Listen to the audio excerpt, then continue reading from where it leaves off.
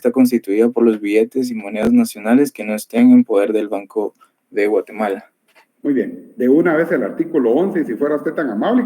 Ok, el artículo 11, denominaciones y características de los billetes. Los billetes que podrán emitirse serán de las siguientes denominaciones: 1, 5, 10, 20, 50, 100, 200, 500 y 1000 quetzales. Los billetes tendrán las características siguientes: A, la forma de un rectángulo de 156 milímetros de base por 67 milímetros de alto.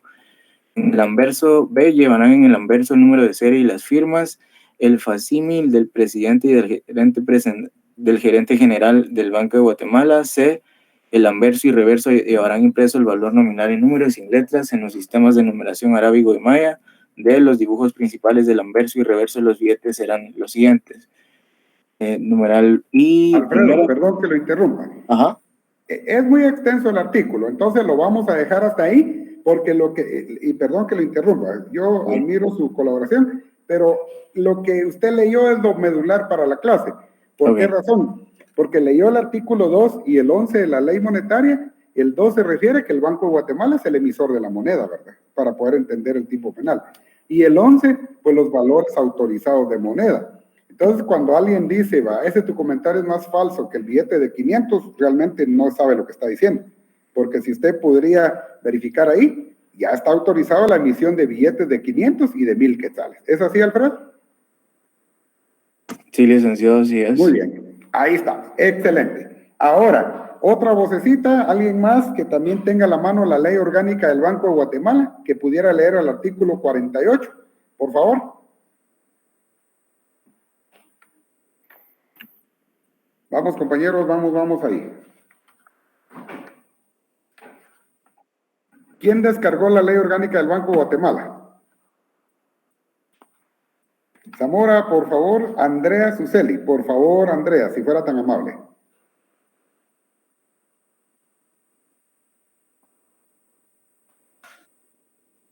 Perdón, el link dijo de la ley monetaria o de la ley orgánica del banco. La ley del Banco de Guatemala, artículo 48, por favor, Andrea. Está bien.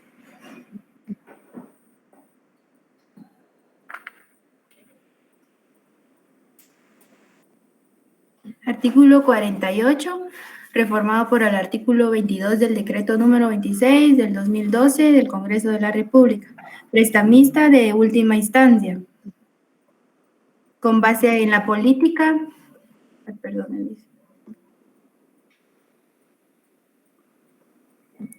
con base en la política monetaria, cambiaria y crediticia determinada por la Junta Monetaria, el Banco de Guatemala podrá otorgar crédito a los bancos del sistema, únicamente para solventar deficiencias temporales de liquidez, tomando en cuenta para ello un informe que le deberá presentar a la Superintendencia de Bancos sobre la situación de liquidez, solvencia, rentabilidad y calidad de los principales activos del banco solicitante.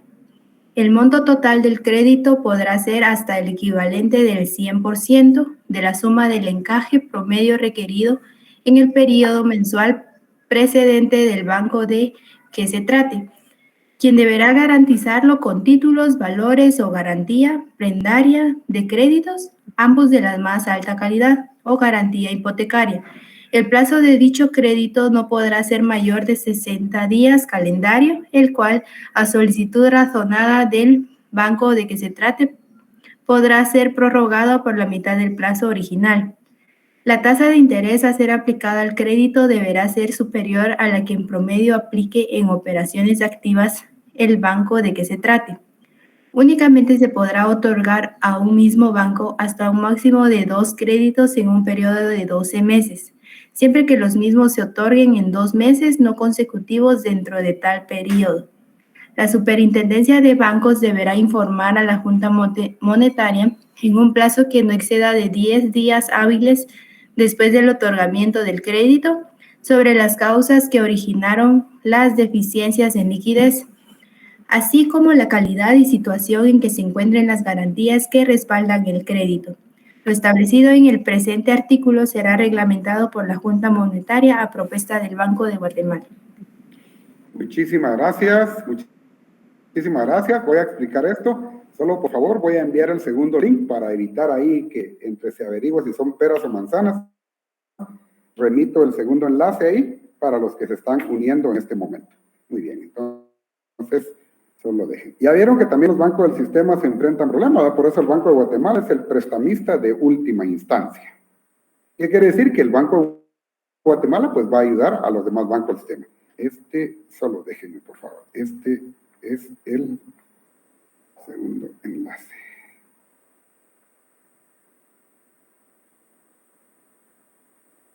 Ahí estamos. Ya enviamos el segundo enlace para que se puedan unir los compañeros. Muy bien, compañeros, entonces entremos en materia, resumamos. Según el artículo 2 de la ley monetaria, el Banco de Guatemala es el emisor de la moneda. Así en pocas palabras. Si no es el Banco de Guatemala, cualquiera otro que se arrogue esa función puede cometer un delito porque no es el ente autorizado para la emisión de monedas. Y en el artículo 11, pues ya vimos que lo que hay en el artículo 11 es quién en los valores autorizados de la moneda. Muy bien, por eso tenemos el de 200, que no es muy bien recibido en varios lugares y que es difícil mantenerlo en la bolsa, ¿verdad? Por la situación económica del país. Ahora leía nuestra compañera también el artículo 48 de la Ley Orgánica del Banco de Guatemala, se refiere al prestamista de última instancia, es decir, quién es el que apoya en última instancia a los bancos del sistema. Muy bien, entonces, vamos a ver lo que se refiere. Ahí estamos, bienvenidos ahí a quienes están uniéndose al otro enlace. Entonces veamos así, en un minuto, lo que se refiere al artículo 319, emisión y circulación de moneda.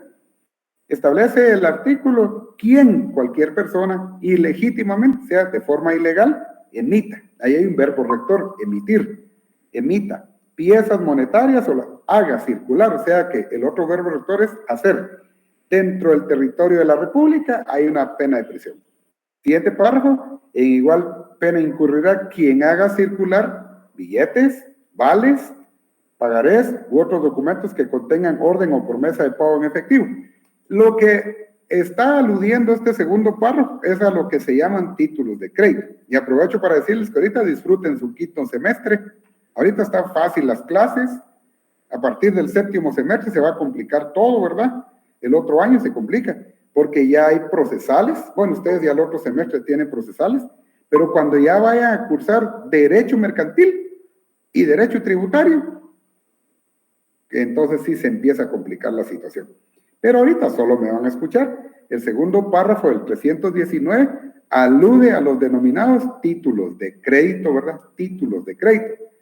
Que si no me falla la mente, la definición del Código de Comercio en el 385 del Código establece que los títulos de crédito son los documentos que incorporan un derecho literal y autónomo, cuyo ejercicio es imposible que se haga si no se tiene el título en la mano. Yo podría mencionar un nombre, aquí está la compañera Ángela Paniagua.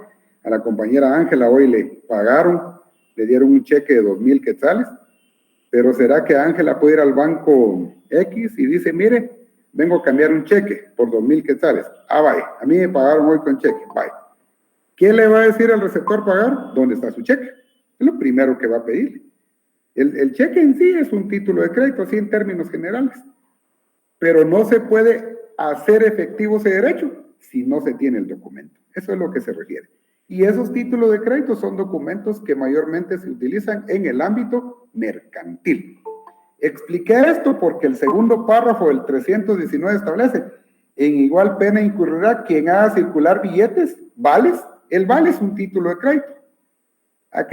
Cuando a veces alguien está muy apretado económicamente y le pagan por mes y dice el 20, le está diciendo al dueño de la tienda, mire, ¿será que no me dan mi anticipo de sueldo? Ya no salgo. Firme un vale, ¿verdad? Vale por 500 quetzales. Es un título de crédito que representa la promesa de pagar una suma de dinero. Pagarés también es un título de crédito. U otros documentos que contengan orden o promesa de pago en efectivo. Al portador. El único que se puede emitir al portador es el cheque. De ahí no hay nada. Las acciones de las sociedades, menos. Porque a raíz de la entrada en vigencia de la ley de extinción de dominio, ¿verdad? Y otras leyes penales, pues ya no se aceptan que hayan acciones al portador, porque tenemos que averiguar quién está inyectándole dinero a la sociedad y de dónde está trayendo ese dinero. Entonces, solo el cheque es el único que se permite al portador. Y a la vista o fichas, tarjetas, laminillas, planchuelas u otros objetos con el fin de que sirvan como moneda. Entonces, vamos a resumir este artículo. Quien, cualquier persona, sujeto activo, ilegítimamente no está autorizado, se atreva a hacer circular, verbo rector, hacer circular, billetes, vales, etcétera, etcétera, o emitir piezas monetarias, o las ponga en circulación, entonces podría ser sindicado del delito que está regulado en el artículo 319 del decreto 17-73, que ustedes ya saben que es el Código Penal. Muy bien, entonces, platicábamos en la clase anterior que este delito se refiere a emitir y poner en circulación moneda o vales o valores no autorizados legalmente. ¿Cuál es la moneda autorizada en Guatemala? El quetzal, desde 1 a 1,000 quetzales. Muy bien. ¿Es moneda de curso legal? Sí. ¿Por qué? Porque es la que el Estado ha impuesto como forma de pago y es la que se acepta en Guatemala. Mire, a mí en una bolsa de risitos me salieron mi moneda que se llama, por ejemplo, qué sé yo no sé, voy a mencionar un nombre, ¿va? 5 flores de hisope. Ni existe, no es moneda de curso legal. Entonces, sencillamente no incurre en ese delito. ¿Qué otro supuesto hay con este tipo penal? Que la persona que lo está haciendo lo hace de manera ilegítima. ¿Por qué? Porque no es el ente autorizado para emitir moneda. Mire, ¿y quién es el autorizado? Leía el compañero Alfredo, artículo 2, Banco de Guatemala. Cualquier otro está cometiendo delito. A eso se refiere el artículo. Entonces veamos los elementos. Estamos aquí con el sujeto activo, es cualquier persona. Sujeto pasivo es el Estado y la sociedad. El bien jurídico tutelado, estamos hablando de la fe pública. ¿Por qué? Porque se cree que es una moneda legítima cuando no lo es. En los verbos rectores está emitir y circular, ¿verdad? Eso es lo que se sanciona. Quien emita, o sea, quien lo haga y quien lo ponga en circulación. El elemento interno, el ánimo, la voluntad, la intención, el deseo de, y legítimamente emitir piezas monetarias o ponerlas en circulación, hacerlas circular. Ahí está el elemento interno. Y el elemento material es eso, llevar a la práctica. Alguien dice que tiene el deseo de emitir moneda no siendo el Banco de Guatemala y las hace. Ilegalmente ya está materializando lo que pensó. Ese sería su elemento material. La conducta del sujeto activo en este caso es de acción. Y de una vez nos vamos a leer el artículo 320 porque por ahí nosotros lo vamos a entender que va de la manita con el 319. Y vamos a dejar un tiempo ahí para que sea alguna dudita después de esta lectura. 320. Yo aprovecho para aclararles, por anotaciones y todo, regularmente utilizo 3 códigos y todo, pero sí ustedes deben verificar que el código que están utilizando se encuentre actualizado. Hay una última reforma que se refiere a la comisión de un delito por medios electrónicos. Entonces, eso es lo que hay que verificar. Y perdonen ahí la bulla de fondo, la música de fondo. Estoy en un área que está alejada de la ciudad y pues acá tengo unos vecinos, ¿verdad?, que tienen sus perritos y no los tienen en su casa. Pero a mí no me molestan, pero se ponen a hacer música de fondo. Así que disculpen, por favor. Artículo 320. Valores equiparados a moneda. O sea, ¿qué documentos, qué valores se toman como que fueran moneda? Por eso estoy haciendo esta seña. ¿Qué se toma como que fuera moneda? Para los efectos de la ley penal se considera moneda, oigan, el billete de banco de curso legal, nacional o extranjero. Quetzales es nacional. Dólares es extranjero. Quetzales es nacional. Soles peruanos son extranjeros. Quetzales son nacionales. Euros de Europa, valga la redundancia, son extranjeros. Entonces, esto se considera moneda. Los títulos de la deuda nacional o municipal y sus cupones. Pues esto estamos hablando ya de situaciones, ¿verdad?, por la cual el Estado pues se va a capitalizar, pero solo es para tener una referencia. Los bonos o letras de los tesoros nacional o municipal. Acá lo que me interesa, el inciso 4, los títulos, cédulas y acciones al portador. Pero esa parte de títulos podría entenderse como títulos de crédito, que ya les expliqué que es materia mercantil. Cédulas, no está hablando de la cédula que usábamos antes, ¿verdad? Sino una cédula hipotecaria, ¿verdad? Y acciones al portador. Ojo con acciones al portador, eso ya no, pues ya no se materializa. Quisiera verificar si ustedes en el código, en el 320, el inciso cuarto, todavía tienen esa frase que indica acciones al portador. ¿Alguien que me confirme, por favor? José Luis, por favor. Sí, licenciado. Bien, el mío, ¿no? Sí, licenciado, todavía. Sí, licenciado, el mío también. Todavía. Alejandra levantó la mano, Andrea Suseli y Rosario Pérez. En el orden, por favor. Sí. Va, está bien.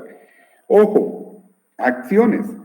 Ustedes saben que hay sociedades, ¿verdad? Sociedades. Yo no les quiero complicar ya la tarde, ¿verdad? Pero eso va a ser materia de derecho mercantil. Hay 2 o 3 clases de personas, según algunos estudiosos. Para mi criterio hay 3. La persona física o natural, la de carne y hueso, que es la que regula la ley de RENAP.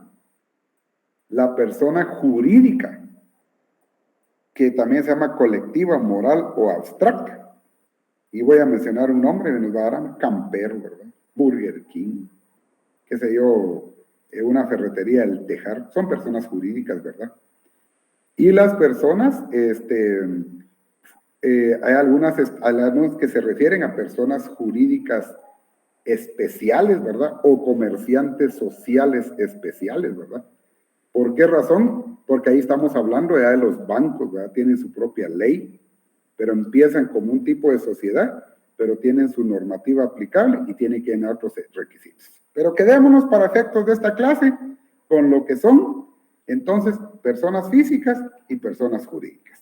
Entonces, las sociedades son personas jurídicas, Y el capital de algunas sociedades se encuentra representado por acciones. Anteriormente se permitía que cualquiera tuviera una acción, no se sabe quién era, no había un registro de ellos, cualquiera tenía acciones.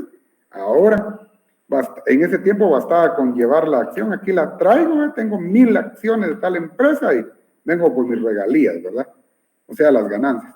Ahora no, ahora ahí tiene que constar el nombre de la persona, ya no pueden ir acciones al portador. Entonces, subrayen esa parte, acciones al portador, póngale ojo, ¿verdad? Ya no existen acciones al portador. Y sus cupones emitidos con carácter oficial por entidades legalmente autorizadas, públicas y privadas. Los títulos, cédulas y acciones al portador, otra vez, sus cupones y los bonos y letras emitidas por un gobierno extranjero. Esto lo único que pretendo con este artículo es que ustedes entiendan que para la ley penal, ¿qué otras cosas se toman como moneda? Por ejemplo, si alguien viene y falsifica un billete, pues ahí creo que no hay duda, porque ya sabemos que el billete es moneda. Pero ¿qué pasa si de repente viene a falsificar un título de la deuda nacional? Eso se está tomando como moneda, ¿verdad? Por eso es valor equiparado a moneda. Si viene y falsifica un bono o una letra de los tesoros nacional o municipal, también se está tomando como que está falsificando moneda, ¿verdad? A eso se refiere la ley. Y entonces se refiere a falsificar documentos públicos o privados, pero que esos documentos, por lo que representan, se toman como que fueran moneda.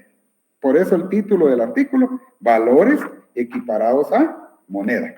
¿Qué más? ¿En qué consiste el tipo penal? Consiste en hacer todo o parte de un documento falso o alterar uno verdadero. ¿Qué clase de documento? De los que regula el 320, que la ley considera como que fuera moneda. Pero lo que se busca también es que a través de ese documento falso se pueda dar origen a un derecho o una obligación, ¿verdad? En pocas palabras, que la persona pretenda hacer valer ese documento, sabiendo que es falso, ¿verdad? O que sirva para probar un derecho o un propósito, ¿verdad? En pocas palabras, pues tratar de falsificar cualquiera de esos los documentos que encuadran en los 5 incisos del 320 y que con eso se pretenda ejercer un derecho y que de ahí surja una obligación. Entonces, para la ley penal, según el epígrafe, se toman como que fueran monedas. Ahora, ese documento pues debe reunir varias características, ¿verdad? Ese documento debe reunir varias características. ¿Qué características debe reunir ese documento? ¿Qué documento? El que se falsifique, cualquiera de los del 320. Que sea inteligible. ¿Qué significa eso de inteligible? Que se entienda, pues. Que sea comprendido por quien lo lee. Ah, aquí dice que fulano de tal tiene derecho a cobrar cierta parte del, solo ejemplo, del patrimonio municipal. Tiene un bono municipal, por ejemplo. Que sea apto para convencer a su destinatario. Que el que lo tenga en su mano diga, pues es verdadero. Pero si está hecho con crayones de parafina y la firma está toda temblorosa y lleva un sello de esos sacados de bolsitas de poporó, pues no va a convencer a nadie, ¿verdad? Y que tenga una relevancia jurídica, o sea, que tenga importancia, a eso se refiere. Que sea capaz de originar, conservar, modificar o extinguir una relación jurídica o un derecho. Y que se pueda determinar su autoría, ¿verdad? O sea, que de alguna manera se pueda llegar a saber de dónde proviene, ¿verdad? Pero me quedaría yo para efectos de, si fuera motivo de examen, de preguntarles respecto al artículo 320, los valores equiparados a moneda, esos documentos, ¿qué características deben reunir? Ah, bueno, que sean inteligibles, que se entiendan, que sean aptos para convencer a su destinatario, o sea, a dónde lo vamos a presentar, que tenga una relevancia jurídica, o sea, que con ese documento surja una obligación, se conserve un derecho, se modifique un estatus o se llegue a extinguir una relación jurídica, ¿verdad? Y que se pueda determinar su autoría. Sí, Cindy, por favor.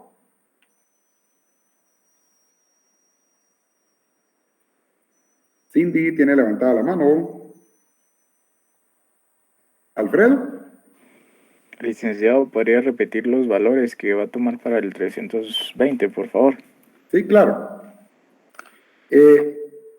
Lo que les decía es lo siguiente, que respecto al 320, si este artículo fuese incluido en el examen, me quedaría con que ustedes me puedan responder esos valores o esos documentos que se toman como moneda al momento de ser falsificados deben reunir ciertas características. Ejemplo, ¿o cuáles son? Que ese valor o ese documento sea inteligible, o sea, que se entienda. Que se entienda, que se comprenda, ¿verdad?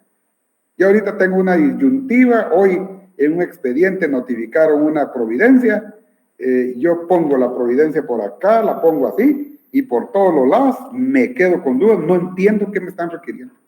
Entonces uno debe, el que lee debe comprender el documento. Eso significa el término inteligible. Inteligible. 2, que sea apto para convencer a su destinatario. O sea, que la persona que lo recibe no tenga dudas de que crea que ese documento es verdadero, pues. Y 3, que ese valor o ese documento tenga una relevancia jurídica. O sea, que tenga relevancia, ¿verdad? Que ese documento sea capaz para originar un derecho, conservar, modificar o extinguir una relación jurídica. Imagínense que con ese documento alguien quiera pagar, ahí se está extinguiendo una obligación, se está extinguiendo una relación jurídica, o sea, a eso se refiere la relevancia jurídica. Y por último, que se pueda determinar su autoría. No que en el documento establezca hecho por fulano de tal, no, sino que de alguna manera, pues, se pueda, producto de la investigación, llegar a determinar de dónde origina. Solo las enumero, que revista de inteligibilidad, o sea, que sea entendible, que sea apto para convencer a su destinatario, que tenga relevancia jurídica y que en algún momento se pueda determinar su autoría. Muy bien. No sé si hay alguna pregunta respecto de esto. Las dudas que ustedes tengan, por favor.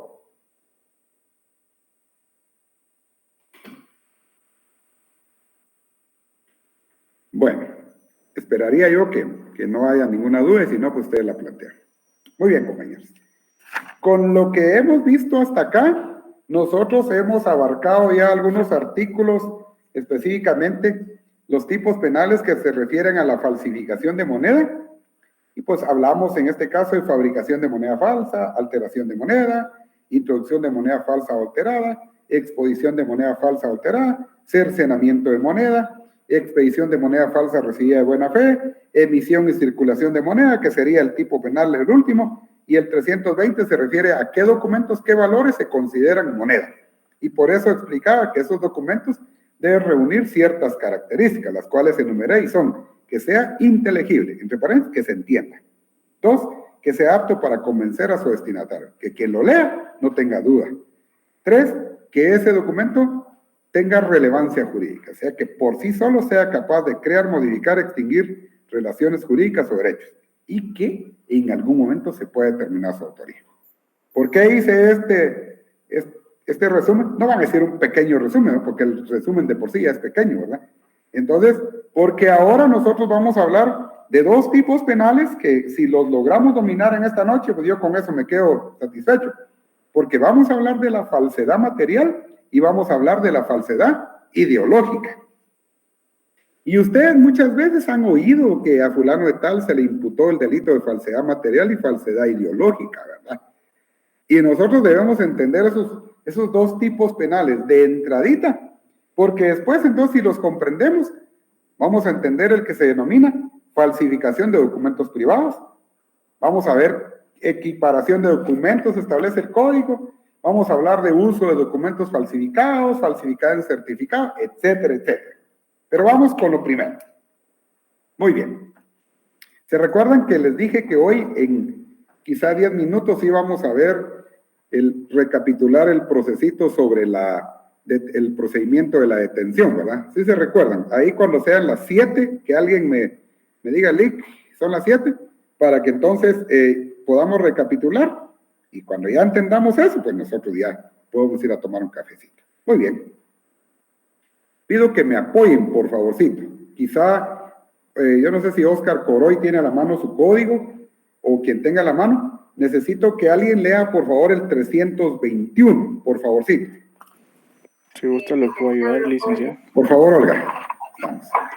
Falsedad material. Quien hiciere en todo o en parte un documento público falso o alterare uno verdadero, de modo que pueda resultar perjuicio, será sancionado con prisión de 2 a 6 años. Muchísimas gracias. Vamos a explicar, pues. Que Dios nos auxilie, porque si logramos entender la falsedad material, vamos a entender la falsedad ideológica y de ahí ya nos fuimos como cuchillo caliente en mantequilla, ¿verdad? Ya no nos van a detener para comprender las falsedades. Muy bien. Entonces, el 321 del código se refiere a la falsificación de documentos. Ahí hay un listado. Y hay un tipo de falsedad que se llama material. Material. Lo material es lo que podemos palpar, ¿verdad? Ustedes lo que podemos tocar. Quedémonos ahí. Entonces, el tipo penal que leía nuestra compañera establece 321, falsedad material. Ustedes le colocan un asterisco, una estrellita, una cruz, lo que sea, porque eso sí o sí lo tenemos que entender. ¿Quién hiciere en todo o en parte un documento público falso? Aquí hay 2 supuestos. Se está refiriendo a cualquier persona que se atreva a hacer todo o parte de un documento público. Lo amplío.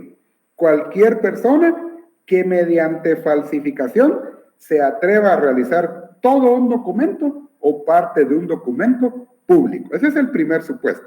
Estamos hablando de documentos públicos. Ya les vamos a explicar qué son documentos públicos. Hay una coma, hacemos una pausa. O alterare uno verdadero. Hay 2 supuestos. El primero es que se atreva a él a elaborar el documento o que se atreva a cambiarle nombres, agregarles nombres. Entonces, esos son los 2 supuestos. Ahora, para que ustedes puedan ir comprendiendo acá, uno de los chivos que nosotros debemos entender para poder comprender el tipo penal es que la falsedad material se está refiriendo a alterar la escritura. Anótenle por ahí. La falsedad material se refiere a alterar la escritura. ¿De qué documento? De un documento público. Porque por la forma de redactar, como que ese documento de por sí ya es falso, y no. Vuelvo a leer el artículo. ¿Quién? Cualquier persona hiciere todo o parte de un documento público, no siendo la autoridad facultada para, por ejemplo, no es trabajador del RENAP ni está, pero en tal parte de la capital, pues elabora un certificado de nacimiento, ¿verdad? Ese es un documento público. Está siendo extendido por una institución pública, ¿verdad? ¿Cuándo se sabe que un documento es público? Cuando interviene el Estado. ¿De qué manera interviene el Estado acá en el caso del RENAP? Solo para comprender. Porque es una institución de gobierno, ¿verdad? Pero si alguien que no es RENAP, que no trabaja para RENAP, que no es autoridad de RENAP, entonces viene y se atreve a hacer, ejemplo, un certificado de nacimiento, ahí está realizando todo un documento público, pero como no es la autoridad facultada para ello, es un documento público falso. ¿Qué fue lo que inventaron ahí? La escritura. Entonces, por eso les decía que para que ustedes puedan comprender, la falsedad material, el caballito de batalla es la escritura. Si quien lo escribió está autorizado para ello. Si quien hizo alguna modificación está autorizado para ello. Si no se encuentra facultado, ese documento es falso y por ende, en primera instancia, estamos hablando de una falsedad material. Ahora, ya les he dicho que donde exista la duda, ustedes automáticamente encienden el micrófono y me preguntan, porque el objetivo es que nos queden claros estos tipos penales. Muy bien. ¿Qué manda Roberto? Buenas noches, gusto saludarle, perdone. ¿De cuántos años sería de cárcel para la persona que cometiera este delito? Ah, bueno, pues ahí está fácil, ¿verdad? Entonces, el código, ¿quién me leyó el 321? Fue una compañerita, Olga, creo yo. Va, solo lea la sanción regulada así fuerte para que lo escuche el compañero y todo lo digamos. Será sancionado con prisión de 2 a 6 años. Muy bien, ahí está esa parte. Gracias, Olga. Lo leí, pedí a la compañera que lo leyera para que ustedes oigan que así está en el código. Dependiendo de muchos factores, si la persona es declarada culpable, pueden imponerle una pena de prisión que como mínimo puede ser 2, como pueden ser 3, pueden ser 4, pueden ser 5 o hasta 6 años. O sea, lo mínimo de prisión que le pueden imponer son 2 y lo máximo son 6. Siempre y cuando no sea funcionario público. Entonces, la misma sanción está regulada ahí, Roberto, en el código, ¿verdad? Que un mínimo de 2, un máximo de 6 años de prisión. Mire, ¿y de qué depende eso? Y es que por ahí quería yo platicar con ustedes el otro día. Entonces, si quieren, terminemos de comprender la falsedad material y voy a leer un artículo que se refiere a los parámetros que los jueces toman en cuenta para imponer la pena. Muy bien. ¿Alguna otra pregunta, por favor?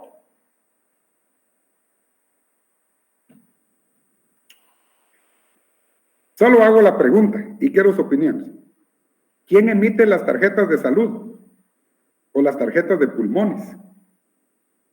¿El Ministerio de Salud? El Ministerio de Salud. Muy bien, y si por ahí en el guarda hay una casita donde sí, se hacen tarjetas de salud y lo que menos hay ahí es salud, se determina que no es el Ministerio de Salud, ¿será que ese documento es verdadero o es falso? Eso. Es falso. Muy bien, muy bien. Entonces, ¿es un documento público? Pues digamos que sí, ¿verdad? Porque está emitido por una autoridad del Estado. ¿Hay falsedad material ahí? Sí, podríamos decir que sí. Porque el que está escribiendo, el que está consignando, el que está llenando el carnetito o lo que emitan, el que está sellando, pues sencillamente no es autoridad. Entonces, ahí está el primer supuesto del 321. ¿Quién? Cualquier persona hiciere en todo o en parte. Yo lo voy a interpretar para que ustedes lo vean así. No tiene legitimidad. Muy bien, Juan Francisco, así es, no está legitimado, no está facultado para. Muy bien. Solo que esté en teletrabajo, ¿verdad? Pero ni aún así, porque entonces debería estar autorizado para ello. Repito, ¿quién? Cualquier persona hiciere todo o parte de un documento público, no estando autorizado, Está cometiendo falsedad material. ¿Por qué? Porque, como bien lo decía el compañero, no está legitimado, no está facultado, no trabaja para esa institución del Estado y, por ende, no tiene por qué estar expidiendo documentos públicos. Y como está escribiendo lo que no es, entonces la escritura se refiere a la falsedad material. Quisiera preguntarles si hasta donde vamos de la falsedad material se está comprendiendo para poder avanzar o recapitular. Muy bien, gracias, Juan Francisco. Ahí estamos. Entonces, ya sabemos que la falsedad material es un tipo de falsificación de documentos, pero el punto medular en la falsedad material es que lo que se está acá enfatizando es la escritura del documento, la escritura. O se atreve a hacer todo el documento, o le llevan un documento que es verdadero y lo altera. ¿Y cuál sería el caso? Pues pensemos en un certificado de nacimiento, ¿verdad? Y por cualquier medio estaba a nombre de, qué sé yo, Juan Gabriel y termina Vicente Fernández, solo para poner ejemplos, ¿verdad? Está alterando uno verdadero. Y ahora, si ya entendimos esa parte, entonces vamos a comprender que... Marisol, por favor. Buenas noches, licenciado. Yo tengo una pequeña duda. Fíjese que, por ejemplo, usted decía que no, o sea, no puede ser emitido un documento falso por una entidad que no sea la correcta, ¿verdad? La encargada. Pero si en este caso fuera una entidad encargada y uno de una persona X del personal falsificó cierto documento, ¿qué pasaría ahí? Ah, bueno. Buena pregunta, Marisol. Fíjese que este tipo de... Para empezar, sí habría una falsedad material. ¿Por qué? Porque usted misma dijo, como son los supuestos, ¿verdad? Quien se está atreviendo a redactarlo no está facultado para ello, pero podría haber un concurso con una usurpación de funciones. Porque puede ser que sea un empleado o funcionario público, pero su función no es la de expedir ese documento. Entonces, podría ser, por eso varios supuestos. Entonces, tal vez amplío mi explicación, con base en la pregunta de Marisol. Se refiere la falsedad material a aquella persona, a cualquiera, que se atreva a redactar un documento público no estando facultado para ello, ni para hacerlo completo, ni para hacerle modificaciones. No sé si ahí quedamos claros, Marisol. Sí, ya, muchas gracias, licenciado. Muy bien, Marisol. No, a usted gracias. Muy bien. Entonces, el caballito de batalla es un documento público. ¿Qué tipo de documento es? Certificado de soltería. Perfecto.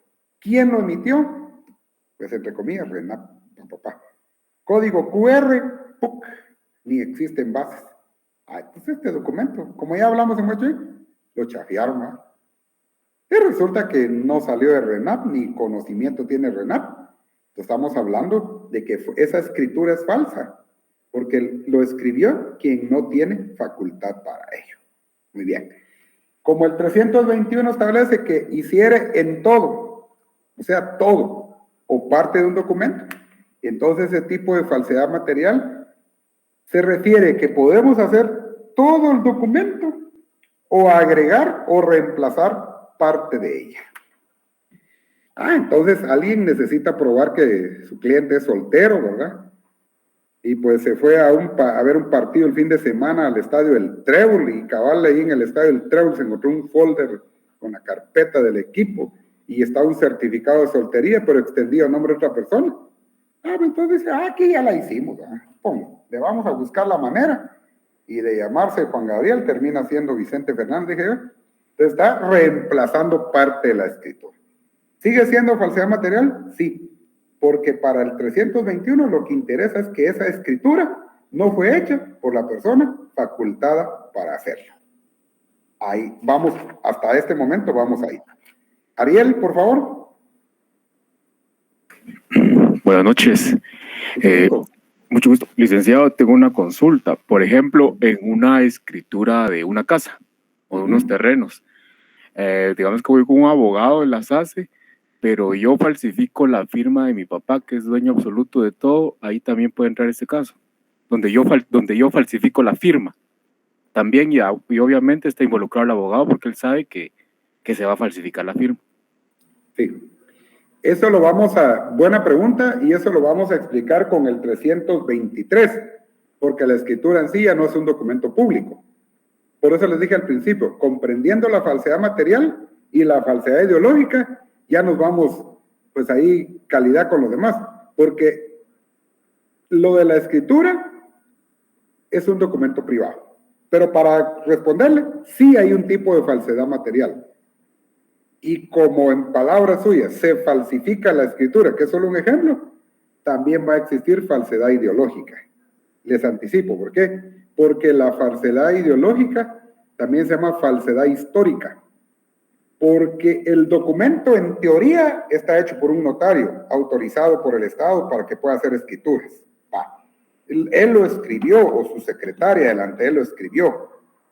Pero lo que contiene es una mentira, es una historia diferente a la real. ¿Por qué razón? Porque en ejemplo del compañero, nunca está compareciendo el vendedor, el dueño del bien, nunca está compareciendo a otorgar su voluntad. Entonces, ahí hay un tipo de falsedad ideológica, que va de la manito con que hay quien lo redactó, está autorizado para ello, pero el contenido es falso. Tiene una idea diferente de lo real, una historia diferente. Pero sí, compañero, desde el punto de vista de que no está facultado, ahí podría existir en algún momento falsedad material, porque la escritura, lo que está con signos visibles, no ha sido puesta por la persona que realmente debería consignar ese dato ahí. ¿Alguna otra duda, compañeros? Yo no sé si queda claro para el compañero que preguntó. Sí, licenciado, muchas gracias. Muy bien. Yo debo aclarar también, ¿verdad? Que como acá yo agradezco que los compañeros también citen ejemplos supuestos, porque es para comprender. Pero cuando uno lee una denuncia, en serio, ustedes que hay que a veces buscarle pies y cabeza. Por eso es bueno que cuando se presenta una denuncia, se digan datos. ¿Cómo? ¿Cuándo? ¿Dónde? ¿Quién? Y si hay testigos, mejor, ¿verdad? Porque los elementos que se aporten van a servir para que se tipifique. Entonces, todo lo que uno lee sirve para llevar a cabo el encuadramiento jurídico. Qué grande es la tipificación, pues. Entonces leo y analizo. Por lo que estoy leyendo, esto puede encuadrar en este delito. Y en todo caso, la tipificación es provisional porque podrían cambiar las circunstancias. Muy bien. Sigamos avanzando porque todavía estamos ahí un poquito trazados con la falsedad material. Entonces, se refiere a la autenticidad del documento emanado de su autor o de quien aparece como tal. Entonces, ¿qué es lo que atenta o qué se lesiona, a pesar de que hay un bien jurídico tutelado como tal? Con la falsedad material, lo podemos entender así. Lo redactó, lo hizo, lo tecleó, pues, quien no está autorizado para emitir ese documento. Así. Entonces, lo escribió completo o le alteró la escritura. Falsedad material.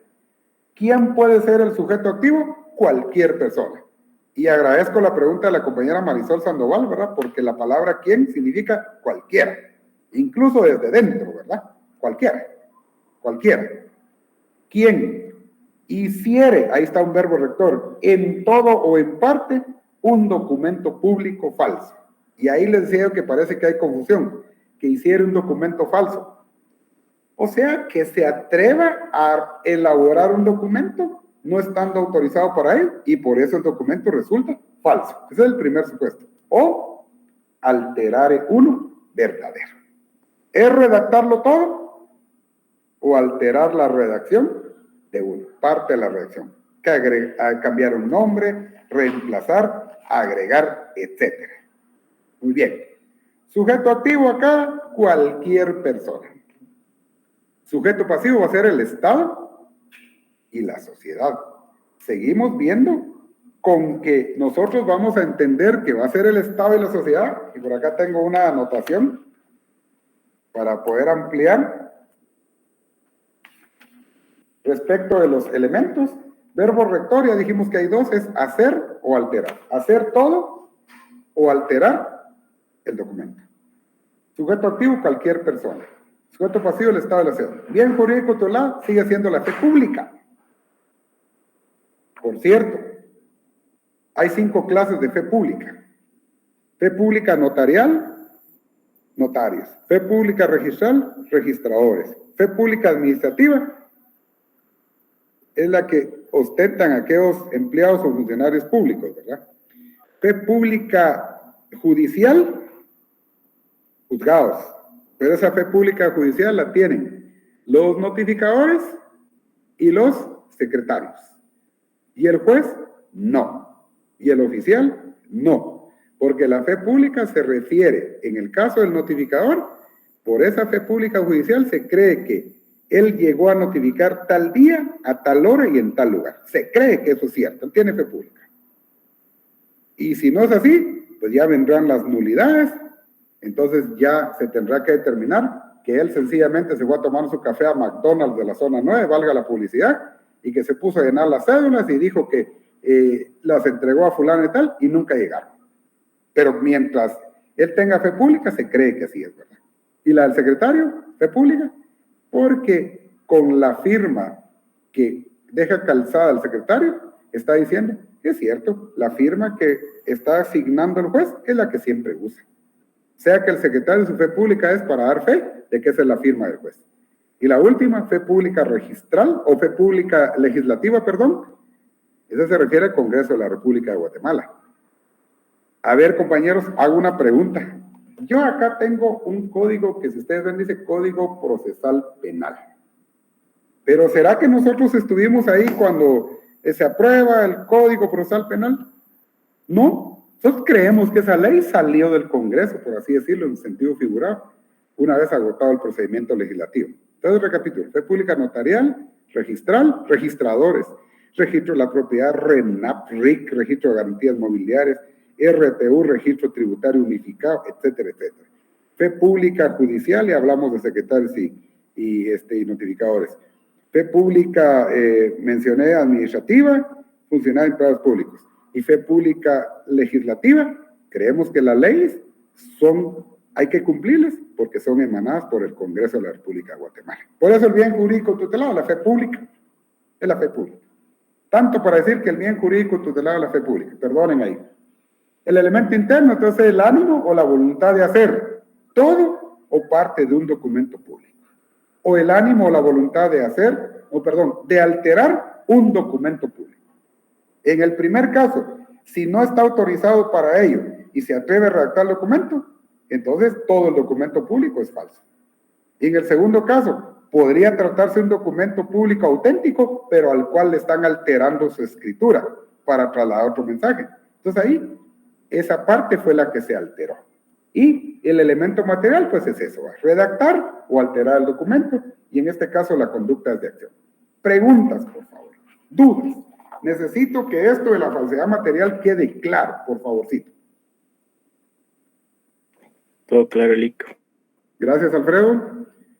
Estimado José Gabriel Reyes. Muy amable. Muy bien, ahí estamos entonces. En el otro lado está Angélica, dice, en la otra sesión. ¿Dudas, Angélica? William.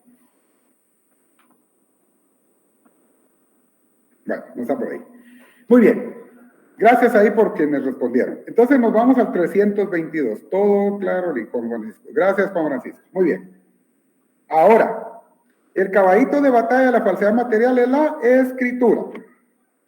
Gracias, William. Y el caballito de batalla de la falsedad ideológica es el contenido. ¿Realmente eso es lo que pasó? ¿Ese documento realmente es verdadero? Así fue como lo dijo el vendedor, como dijo el compañero en el ejemplo. Ya les voy a citar un ejemplo para poder comprender. Algunos son de la vida real alterados, aumentados, disminuidos, porque al final lo que se pretende es solo trasladar el mensaje, ¿verdad? Otros son ficticios, ¿verdad? Leemos entonces el 322 y pido la colaboración de, en este caso, la compañera Marisol ahí, si pudiera apoyarme con el 322, Marisol Sandoval.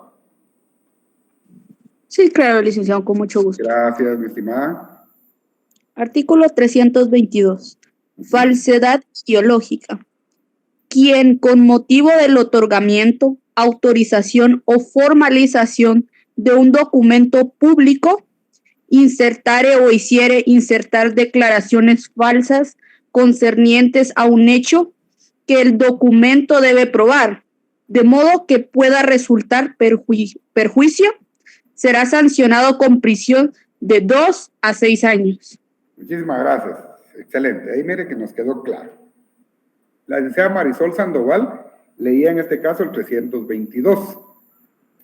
Falsedad ideológica, de idea. Entonces, ¿por qué se llama ideológica? Porque el documento no es falso. O sea, el documento no es falso. Miramos, asumamos que esto es un certificado, es un volante X, ¿verdad? Y no es falso. El documento no es falso. Fue hecho en una oficina, redactado por el autorizado, firmado por el jefe inmediato. El contenido es falso, la idea es falsa, la realidad es otra. Son falsas las ideas que en ese documento se quieren afirmar como verdaderas. También se le llama falsedad histórica. ¿Por qué razón? Porque busca consignar en el documento algo que no ocurrió o que sucedió de forma diferente. Digamos con el ejemplo. Una persona casada que por ahí se volvió a enamorar, ¿verdad? Como estamos en el mes del amor y la amistad, se enamoró, ¿verdad? Pero está casado. Entonces va con un notario, le dice, licenciado, disculpe, ¿y qué documentos tenemos que presentarle? Yo me quiero casar con mi novia y que no sé qué. Ah, sí. Para empezar, le dice, el DPI de cada vigentes, por favor. Muy bien. Certificado de nacimiento, certificado de soltería. Y si están puros y castos, pues certificado médico, ¿verdad? ¿Qué más, licenciado? Tanto. ¿Cuánto nos cobra? Tanto. Ah, vaya, licenciado. Perfecto, ¿verdad? Pero él está casado. Entonces, por circunstancias que se asumen, pero siendo casado, termina presentando un certificado de soltería, me indica que él es soltero, ¿verdad? Y a la hora de verificar, código QR verdadero, sellos y todo verdadero. Dije, aquí está pasando, dice uno, ¿verdad? Pues el notario no creo yo que se vaya a poner a verificar 10 veces si realmente el documento es así. Sencillamente él da fe que le dijeron que es verdadero, que tuvo a la vista los documentos, ¿verdad? Y resulta que termina siendo casado. Entonces, presenta un documento bueno, con un contenido falso. Él es casado, pero ahí dice que es soltero, ¿verdad? Claro que es solo una idea, porque tendría que modificar las certificaciones de nacimiento, porque ellas tienen anotaciones, ¿verdad? Para poder darme a entender de mejor manera, oigan el siguiente relato. Histórico, ¿por qué dice Salvador Tess?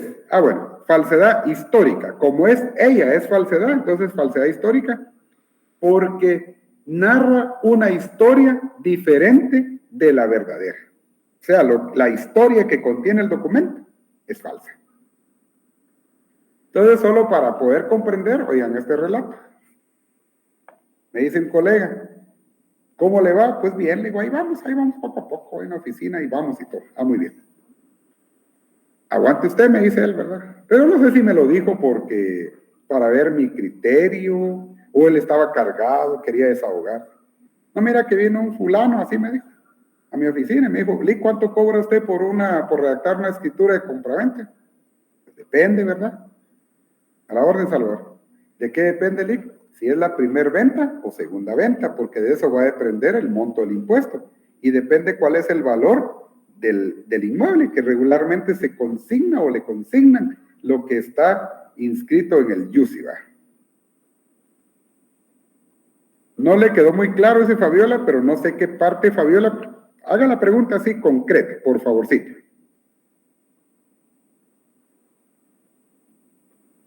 Bueno, mientras la compañera lanza la pregunta, continúo.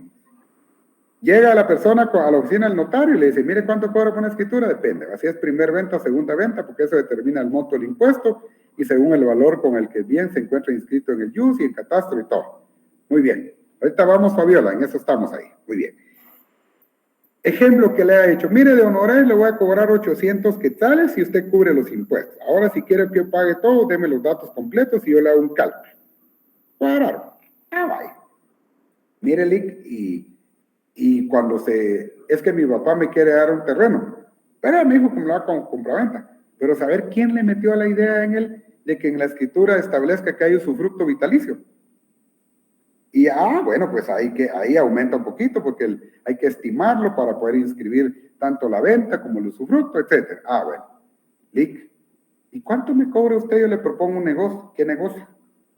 Que en la computadora usted lea ahí que por medio de este documento, pues mi papá tiene el usufructo vitalicio y que por ende yo voy a poder disponer terreno hasta cuando él fallezca. Pero que al momento de imprimirlo usted le borre esa parte. Entonces que mi papá se vaya con la idea de que tiene usufructo vitalicio, pues realmente no hay usufructo vitalicio. Ahí hay falsedad ideológica. ¿Qué le contestó a usted, Lick? Pues dijo él, lo mandé a la China, dijo él.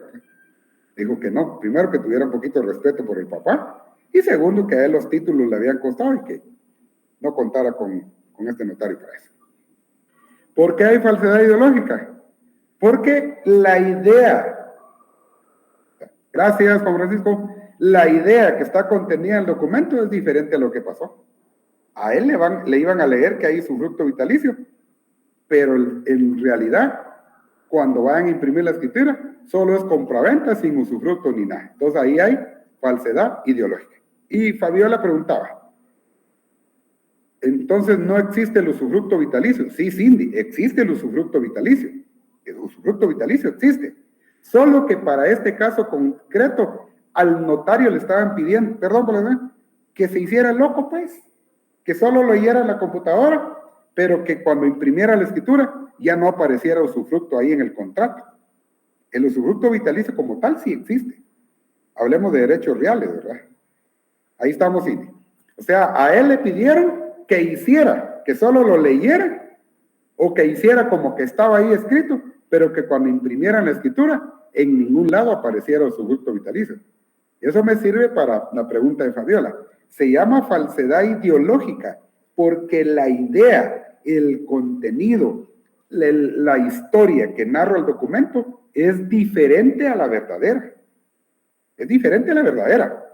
El señor salía de la oficina, en el supuesto que hubieran aceptado, con la idea, bueno, le di la casa a mi hijo, pero mientras de vivo no puede hacer nada porque hay usufructo vitalicio. Licenciado me lo leyó. Esa es la idea que lleva él. Resulta que al imprimirlo no hay usufructo vitalicio. Por eso se llama también falsedad histórica, porque contiene una historia diferente a la verdadera. Entonces, para ir terminando. Lick, perdone una consulta. ¿Y qué pasa con el tema de, por ejemplo, traspaso de vehículos si estén alterados? También encuadraría en esta parte. Alterados, pues ahí sí depende, ¿verdad? Porque al notario le van a dar los datos, ¿verdad? Y ahí sí deben comparecer. En mi particular caso, un traspaso de vehículo que estén los dos con DPI vigente. Pero que mire que no, que ya me dejó firmado el título y que solo, no, eso no. No, porque eso se presta para malas interpretaciones. Entonces, claro, si hay alteración de datos, pues ya será otro procedimiento. Si de repente le hace un expertaje, ya tendrá que responder él, ¿verdad? Entonces, la falsedad ideológica, sobre todo, compañero, es que podría ser el ejemplo, ¿verdad? Que alguien haga constar que estuvo presente vendedor y comprador cuando realmente no comparecieron, ¿verdad? Entonces, ahí hay una historia diferente, ¿verdad? Pero ahora, solo para concluir, gracias por el recordatorio, el 321 hace alusión a un documento público y el 322 también a un documento público. ¿Quién, con motivo del otorgamiento, autorización o formalización de un documento público, insertar o hiciera insertar declaraciones falsas concernientes a un hecho que el documento debe probar? Ahí está el ejemplo claro. El ejemplo que imaginaba el compañero es, bueno, supuestamente comparece el papá a firmar, pero no es el papá. Ahí hay falsedad material. Ahora ya saben ustedes que hay falsedad ideológica, material por la escritura, la firma no es, y ideológica porque lo que está narrando es una idea totalmente diferente. Nunca compareció el señor. Documentos públicos. Solo que ahora para poder tipificarlo tenemos que trasladarlo a documentos públicos. Documentos públicos. ¿Sí? Entonces la certificación, ejemplo, emanada del registro de la propiedad, por así decirlo, y no la extendió el registro, es un documento público, ¿verdad? Entonces alteraron la escritura ideológica. Resulta que sí es verdadero el documento, pero contiene idea falsa, falsedad ideológica, ¿verdad? Entonces, lo que pretendo decirles hasta este momento es que estamos hablando hasta acá de documentos públicos, En el 321, por persona no tiene la autorización o legitimación para el documento. Y en el 3, vamos a ver, aquí hay un mensaje muy importante antes de explicar lo de la detención. En el 321, dice Cindy, la persona no tiene la autorización o legitimación para hacer el documento o para modificarlo, ¿verdad? Y en el 322, sí tiene autorización, pero contiene idea falsa. 100 puntos. Cindy, así es. Porque, cierro con esto. Pensemos que extendieron una certificación en X juzgado, pero como quien lo extiende es humano, ¿verdad? Sencillamente utilizó un machote, decíamos nosotros en los juzgados, una minuta, ¿verdad? Y no cambió el nombre. Y resulta que cuando extiende la certificación, el infracito secretario hace constar que según tiene a la vista el libro tal y tal, en el que aparece, qué sé yo, los datos del señor fulano y tal, quien hizo tal cosa. Era para Juan y terminó certificando que está Pedro. El documento es verdadero. Le dice la persona, mire Lick, mire fulano de tal, pero yo no me llamo Pedro, ¿verdad? Soy Juan. Híjole, permítame usted, lo voy a testar ahí mismo. Les sobreponen a línea el nombre erróneo y sobre ese espacito que hay, escribe el nombre verdadero. Ahí no hay problema, porque es el empleado que está facultado para ello. Pero si la persona llegó a su casa, vio que había un error y en lugar de regresar dice, yo lo voy a hacer, total yo estudio leyes, le cruza la línea, testado Pedro Mitas entre líneas Juan Léase, pues aparentemente no hay problema, pero si un día cotejan con el original que con el juzgado, no va a cuadrar. ¿Quién modificó esa certificación? Entonces, hay falsedad material porque está alterando la escritura, y si en lugar de consignarle el nombre correcto le consignan el que conviene, hay falsedad ideológica porque se está vendiendo la idea de algo diferente. Quisiera saber si quedamos claros con esto hasta el momento, compañeros.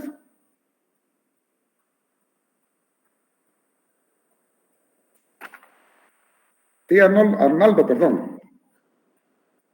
Buenas noches, Lick. Buenas noches. Eso se podría tomar así como en las ventas, de que ofrece usted un producto que ciertas funciones para el cuerpo y cuando alguien lo compra no cumple con lo que prometió. No, porque, pero su pregunta es valedera, porque aquí estamos hablando de documentos. Aquí de documentos estamos hablando. En el caso que usted plantea, una posible estafa. Okay, mediante cualquier ardido engaño, defraudar a otro en su patrimonio. Acá estamos hablando que recae sobre documentos públicos. 30 segundos.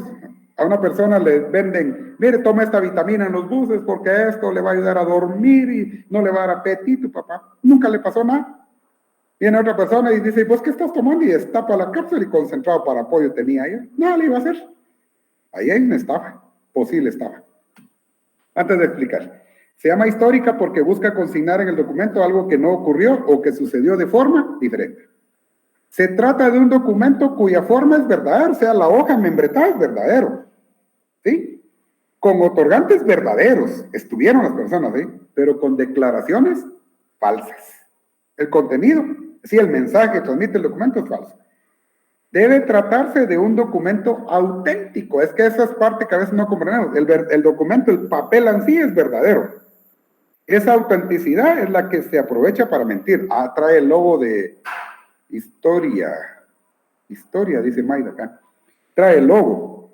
Pero en él están consignadas declaraciones falsas. Así. Tiene forma histórica. ¿Qué dijo? Dice Mayda. Es que ya, esta es la tercera vez que lo repito. Se llama histórica porque la historia que está contenida en el documento es diferente a lo real. O sea, es una historia falsa, pues. Tiene forma auténtica con un documento, con un contenido falso. Muy bien. Ahora, solo los elementos. Estamos hablando entonces que el verbo rector es insertar o hacer. Falsedad histórica busca consignar en el documento algo que no ocurrió o sucedió. Así es, Johanna. Muy bien. A la orden Mayra, no tenga pena. Sujeto activo, cualquier persona. El sujeto pasivo es cualquier persona, que aquí puede resultar perjudicado cualquier persona. El Estado o la sociedad. El bien jurídico tutelado de la fe pública. El elemento interno es la voluntad de insertar declaraciones falsas en un documento público. Ojo que hasta el momento estamos hablando de documento público. Relativas al hecho que el documento deba probar. Quiero probar que soy soltero, pero estoy bien amarrado. Entonces por ahí alguien se va a falsificar, va a alterar, vamos a vender la idea de que soy soltero cuando no, ¿verdad? Tengo una marimba de 7 hijos. Es mentira eso. Elemento material, insertar entonces las declaraciones falsas, ¿verdad? Sí, insertar las declaraciones falsas. Conducta es un delito de acción. Como aquel que dijera que tiene su cuate en X órgano jurisdiccional y dice, vos haceme la campaña, hombre. Tendeme ahí que yo estoy pasando gasto y que hay un convenio y que estoy pasando gasto y que alguien dijera que sí, que nadie va a decir que sí. El documento con membrete verdadero, con sellos verdaderos, bien redactadito, contenido falso. Nunca ha firmado un convenio de alimentos. Muy bien. 10 minutos, por favor, para lo que vamos a explicar, la detención legal, porque yo me comprometí, y como dice el viejo y conocido refrán, el que se compromete tiene que cumplir, ¿verdad? No lo que ustedes estaban pensando. Vamos, por favor, al artículo 6 de la Constitución. Por favor, ubiquen su Constitución. Por favorcito, ahí me dicen cuando ya lo tengan.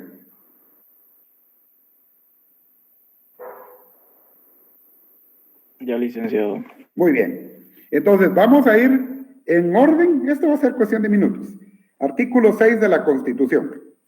Lo primero que hay que tomar en cuenta es que ninguna persona puede ser detenida o presa, sino por causa de delito o falta flagrante y en virtud de orden librada por autoridad competente. Entonces, quiere decir que lo primero que debemos tomar en cuenta es que motivos para detener a una persona es que sea sorprendida flagrantemente o que exista una orden librada por juez competente. Ese es el primer supuesto.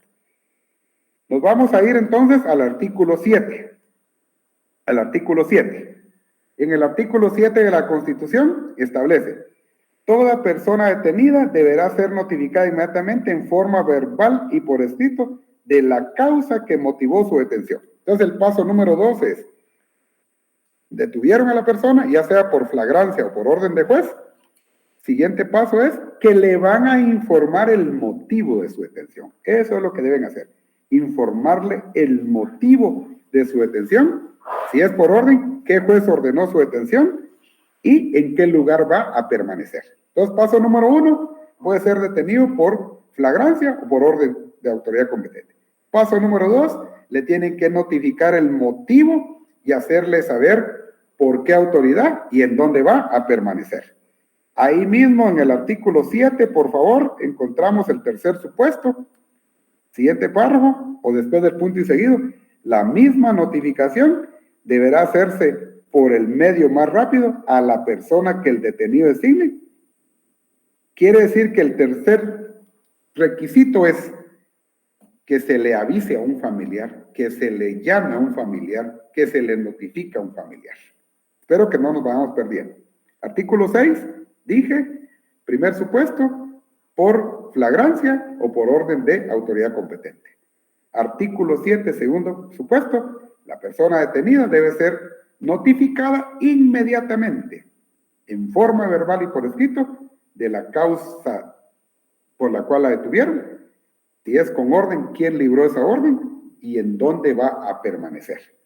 E inmediatamente, el paso número 3, se le debe también avisar a un familiar, se le tiene que avisar.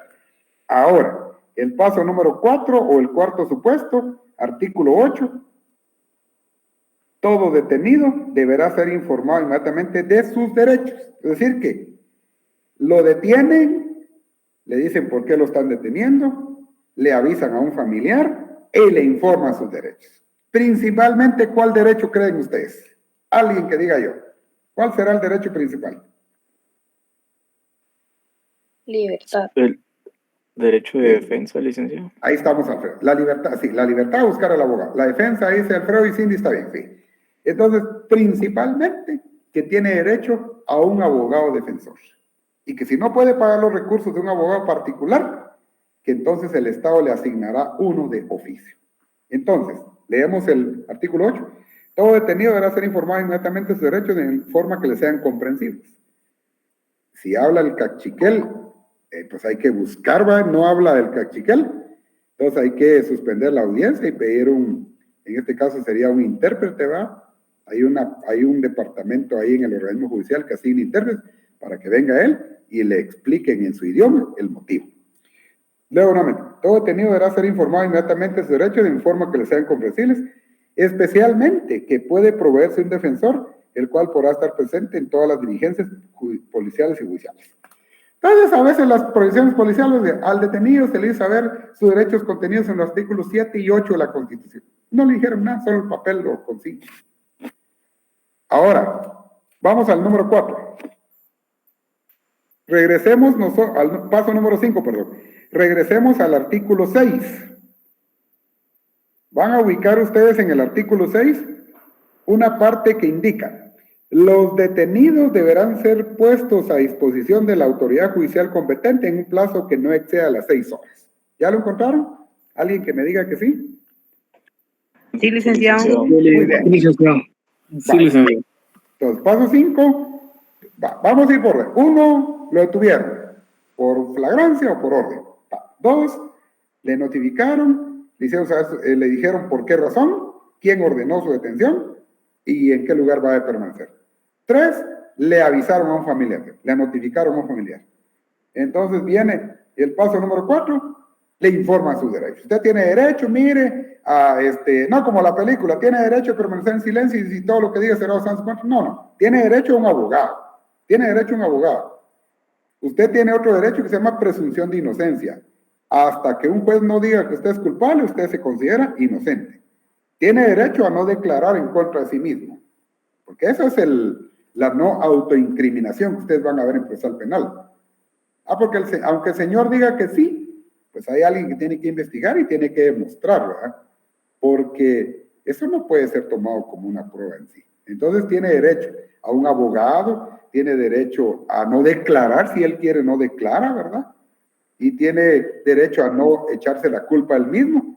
Y 5, ya en teoría ya cumplieron con todo eso, entonces la policía desde el momento de su detención cuenta con 6 horas para presentarlo al juzgado. ¿Sí, Oscar?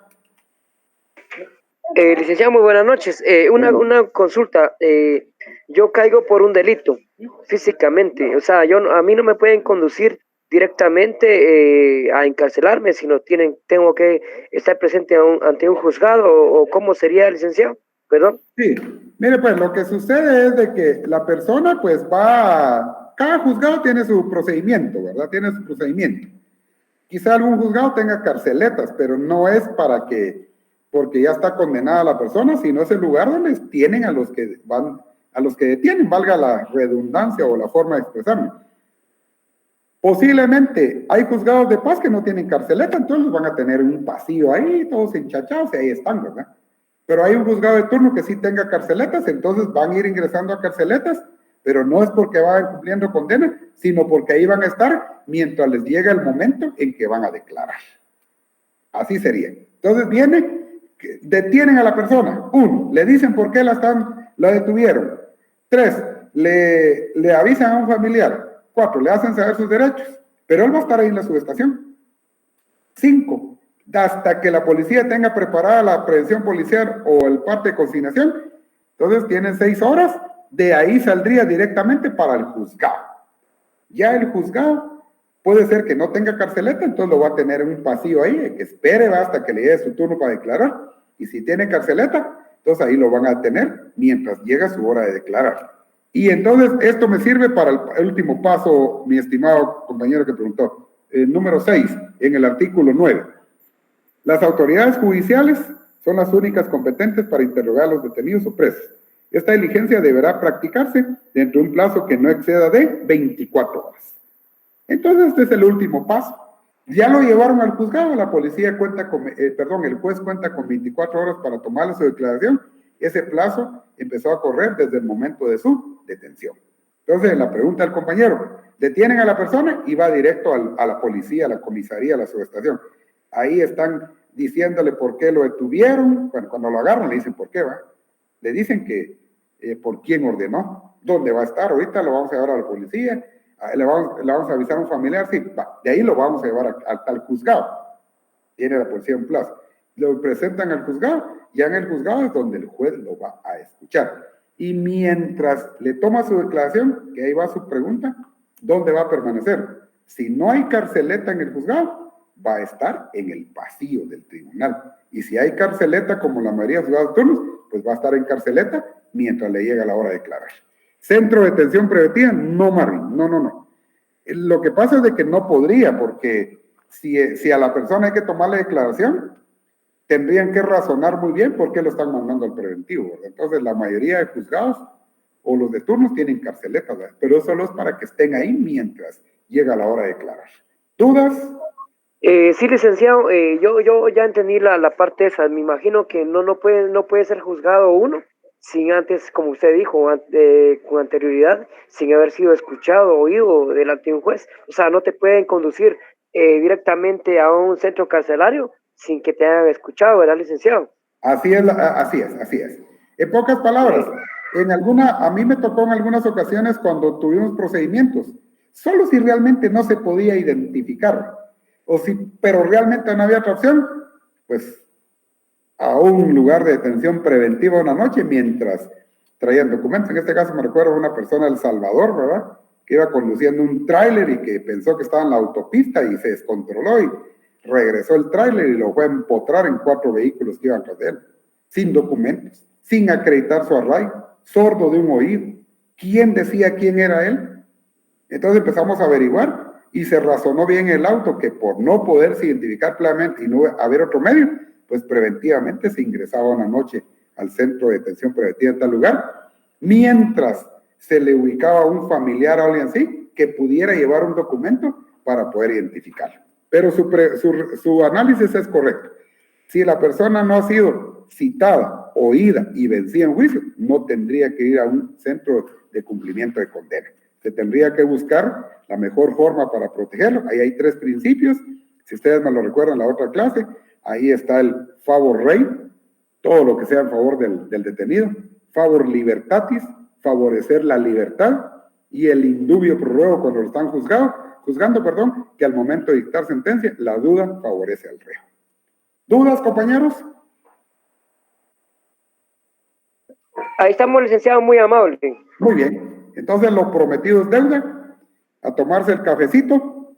Hoy, pues, ya terminamos de ver los delitos de falsificación de moneda. Ya necesito que ese conocimiento se quede en falsedad material o ideológica. En la otra clase avanzamos y ya vimos hoy, por lo menos recapitulamos que, digamos, los aspectos a tomar en cuenta en una detención. Si no existe alguna otra duda, yo les agradezco el favor de su atención, los motivos que se tomen un cafecito ahí, los invito virtualmente al cafecito y les deseo éxitos en la siguiente clase. Muy amable, licenciado, gracias. Buenas noches. Gracias, licenciado.